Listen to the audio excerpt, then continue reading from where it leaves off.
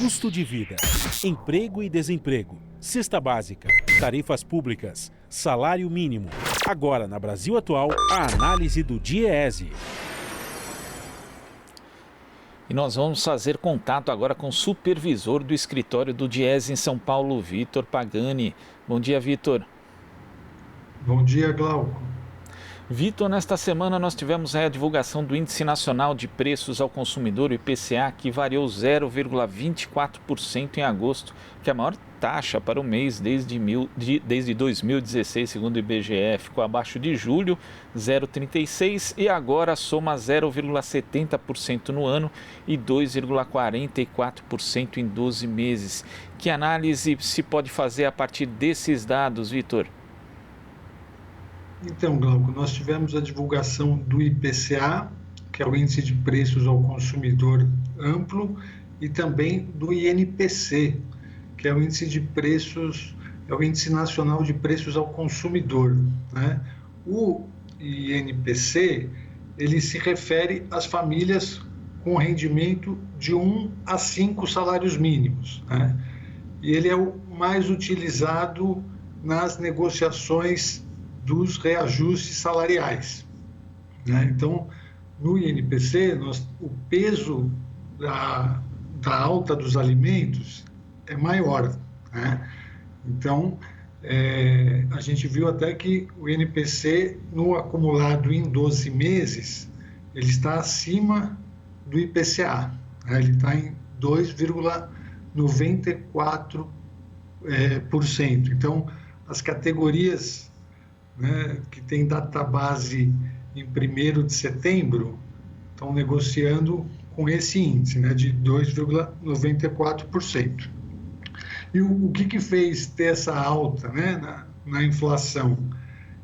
Como já explicou o João Pedro, né, essa alta foi puxada, sobretudo, pelo preço dos alimentos, né, principalmente dos alimentos da alimentação em domicílio, né? Então, a gente viu um crescimento grande do preço do tomate, do óleo de soja, do leite longa-vida, do arroz, né, do feijão, e foi puxada também por uma alta do preço dos transportes, e aí, sobretudo, devido ao aumento do preço da gasolina, né?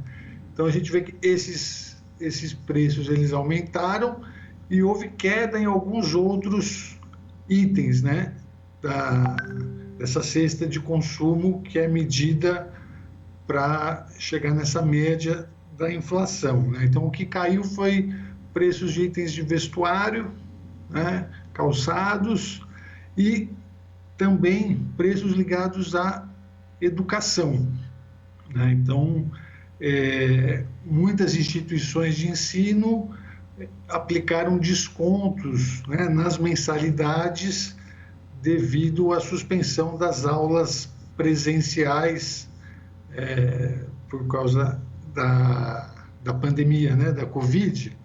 Então, o que a gente observa é que, caso não houvesse essa queda de preços da educação, a inflação seria ainda maior, né? Então, isso nos coloca assim, um desafio, principalmente para as categorias que têm database nesse segundo semestre, né, que a gente tem os metalúrgicos, os químicos, os petroleiros, tivemos a campanha dos bancários, tem várias categorias importantes de trabalhadores que negociam a reposição do reajuste, a renovação das suas convenções coletivas de trabalho no segundo semestre, né? Então, no primeiro semestre, a gente observou que a questão do reajuste, ela deixou de ser o centro das negociações, né? Porque a gente está com a economia em recessão, o desemprego muito alto, a questão da pandemia, né? Então, as negociações focaram mais em questões relacionadas à proteção, à saúde e segurança do trabalhador, né? E na manutenção do emprego e na manutenção dos direitos já conquistados, né, já estabelecidos ali nas cláusulas sociais das convenções coletivas de trabalho, dos acordos coletivos de trabalho, né? E nesse segundo semestre, a gente está vendo que há uma dificuldade muito grande de conseguir a reposição da inflação, né? Pelos mesmos motivos. E agora, com essa alta da inflação, em agosto, isso vai ficar ainda mais difícil, ainda mais complicado, né? E aí, alternativas como um abono compensatório, ou mesmo questão do auxílio alimentação, né? Porque a gente viu que o que mais está subindo são os preços dos produtos alimentícios, né? Principalmente para alimentação dentro de casa, em domicílio. Então, conseguir que a empresa forneça uma cesta básica, forneça um auxílio alimentação, o famoso VR, o VA, o ticket, passa a ser algo significativo nessa conjuntura, nesse contexto, né? Que há uma alta aí da inflação. Nós também, olhando os dados, a gente percebe que tem um certo descolamento da inflação dos preços do atacado com a inflação dos preços do varejo. E aí, quando a gente observa as séries históricas, a gente sempre diz que a inflação do atacado de hoje é a inflação do varejo de amanhã. Então, há uma preocupação que haja que essa alta inflacionária ela seja persistente nos próximos meses, né? Só uma alta de preço, seria, na verdade, um processo inflacionário mesmo nessa área de alimentos, Vitor? Nós temos tanto um problema de oferta, né? Então, o governo já, desde o período do Temer, vem desestruturando, desmontando os estoques, né, públicos de alimentos, cuja função é regular preço ao consumidor e garantir a soberania alimentar da população, né? Então, isso é um problema. Nós também temos, principalmente com esses alimentos mais básicos, como arroz, feijão, a gente vê que outras culturas, como a soja, né, elas têm ocupado espaço, né, áreas, terras que eram usadas para cultivar esses produtos. E agora também tem a questão da alta do dólar, né? Então, o dólar hoje está em 5,32. Então, com a alta do dólar, o incentivo para os produtores, né, para os grandes monopólios do agronegócio exportarem, né, sua produção é muito grande. Então, isso também é importante a gente destacar que esse modelo de agronegócio, né, que é monocultor voltado para a exportação, ele não garante a soberania alimentar da população, né? Então, quem produz mais de 70% dos alimentos que a gente consome são os empreendimentos, a agricultura familiar, né?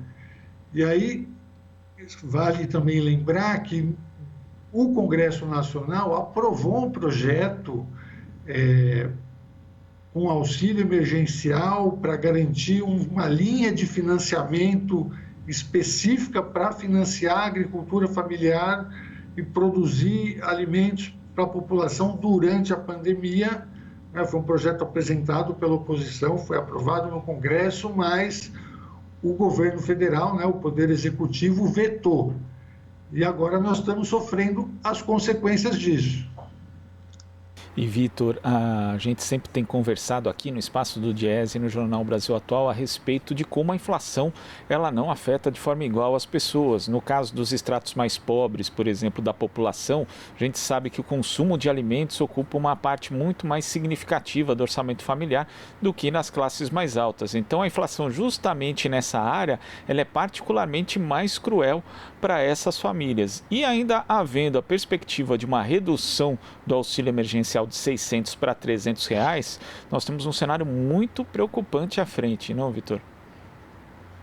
Com certeza, porque as famílias de menor renda, o peso que os produtos alimentícios têm nos seus orçamentos é muito maior, né? Então, quando aumenta o preço dos alimentos, elas sofrem um impacto mais direto e mais importante, né? Então, com a redução do auxílio, né, que vai ser cortado pela metade, a gente vai ter um agravamento desse problema, né? E quando a gente olha os produtos que estão tendo as maiores altas, a gente vê que é difícil, são produtos cuja substituição é muito difícil, né? Como é que você vai substituir o arroz? Porque como é que você vai substituir o leite? Então, assim, são produtos de difícil substituição. É diferente quando a gente vê, e aí o que está segurando, né, os itens que teve queda de preço, a gente vê ali vestuário, né? Vestuário, calçados. É possível adiar uma compra, é possível substituir, né? Ou mesmo essa questão da educação, cuja a queda se deu por descontos aplicados pelas instituições de ensino. Agora, os alimentos não tem como, né? Então, a população vai sofrer e acho que é importante destacar que às vezes fica parecendo que é uma questão meramente econômica, mas é uma questão que é resultado de decisões políticas que foram tomadas pelo atual governo, né, que não deu ouvido aos alertas que foram dados, né, tanto pelo Congresso Nacional, quanto pelos movimentos sociais, pelo movimento sindical, que a gente corria um risco de um desabastecimento por falta de financiamento, por falta de incentivo, por falta de estoque público regulador de preços dos produtos alimentícios, né, sobretudo dos grãos. Tá certo, Vitor. Muito obrigado pela sua participação aqui no Jornal Brasil Atual e até a próxima. Obrigado, Glauco. Até a próxima. Conversamos aqui com o supervisor do escritório do Diese em São Paulo, Vitor Pagani. Você está ouvindo Jornal Brasil Atual. As notícias que os outros não dão.